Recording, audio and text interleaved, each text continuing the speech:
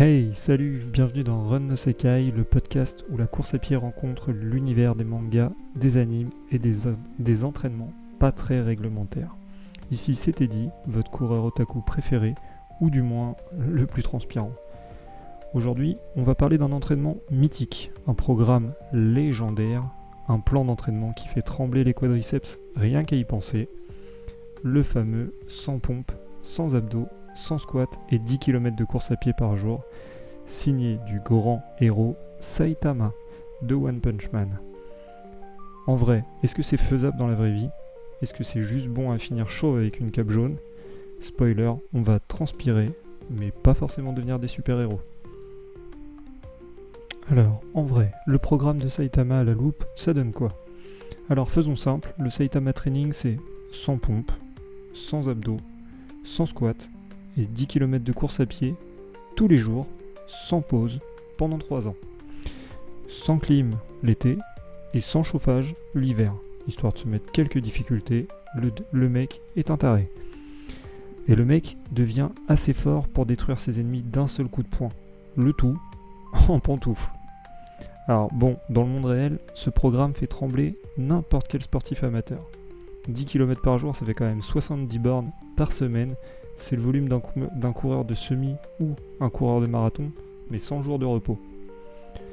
Alors, on parle même pas des 300 répétitions au poids de corps quotidien.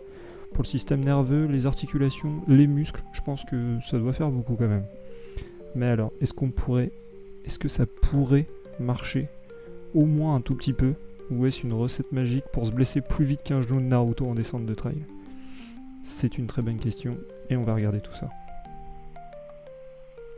Côté science du sport, voilà ce qu'on peut dire. Faire sans pompe, sans abdos et sans squat par jour, techniquement faisable. Si t'es déjà en forme, c'est du renforcement musculaire au poids de corps, c'est pas idiot en soi. Moi clairement je suis un shikamaru, j'ai vraiment la flemme. Ça développe l'endurance musculaire et la constance. Mais tous les jours sans repos, là tu vas clairement dans la zone rouge.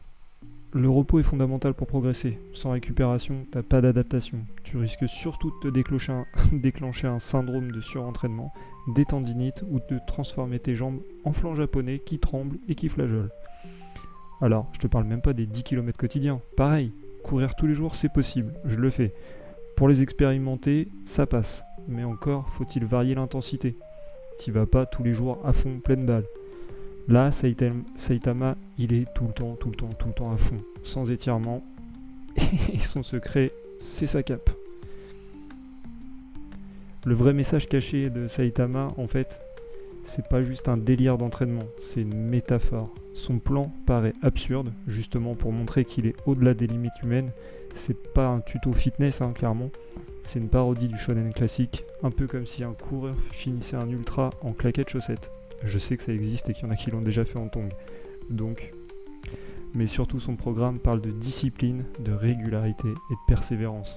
Tu veux progresser en course à pied, tu n'as pas besoin d'un entraînement de super-héros. Tu as juste besoin de répéter jour après jour, semaine après semaine. Un entraînement adapté à toi et uniquement à toi. Fais pas ce que les autres te disent de faire, fais ce que toi tu penses qui est bon pour toi. Tu as besoin de rater, d'avoir mal aux jambes et de recommencer. Et là, tu tiens un vrai One Punch plan. Au final, est-ce que l'entraînement de Saitama est réalisable ? Oui. Mais non. En fait, il y a 3 personnes, un japonais, un néerlandais et un américain qui ont déjà essayé de faire ce plan. Pour information, ils se sont pour certains arrêtés au bout de 30 jours. D'autres, le mieux je crois, c'était le néerlandais qui a resté jusqu'à 100 jours. Mais ils se sont tous blessés. Donc, pour moi, pas réalisable. Faisable techniquement pour une minorité, dangereux sans adaptation et totalement inutile si tu cherches juste à finir un marathon sans perdre un ménisque. Après, c'est un message qu'il faut comprendre. Son message à lui, il est clair. Tu n'as pas besoin de pouvoir pour devenir plus fort, juste de constance et de sueur. Alors au lieu de viser le One Punch, vise ton One Run du jour. Mets tes baskets, va courir tes 5 ou 10 bornes, fais ce que tu as envie, clairement. Fais tes squats si t'es chaud, et surtout, fais-le pour toi, pas pour les autres, et surtout, pas pour Badgenos. Allez les amis, je vous remercie de m'avoir écouté, je vous souhaite à tous une très belle journée et éclatez-vous, continuez de courir. Bien évidemment, si tu adores ce podcast, si tu l'aimes, n'hésite pas à lâcher un petit like, à lâcher un commentaire, à le partager autour de toi et le partager avec tes amis. Ça me fait toujours plaisir. Je lis tous vos commentaires et j'essaye d'y répondre à chaque fois. Il y a plein de conseils qui m'ont été donnés sur certains points et j'ai écouté, j'ai raccourci l'intro. J'utilise plus une mousse sur le micro pour éviter d'avoir un son étouffé. J'espère que cela vous plaît tel quel. En tout cas, moi ça me fait super plaisir de le faire et je continuerai comme ça tant que j'ai de l'inspiration et que tout va dans le bon sens. Allez, salut les amis.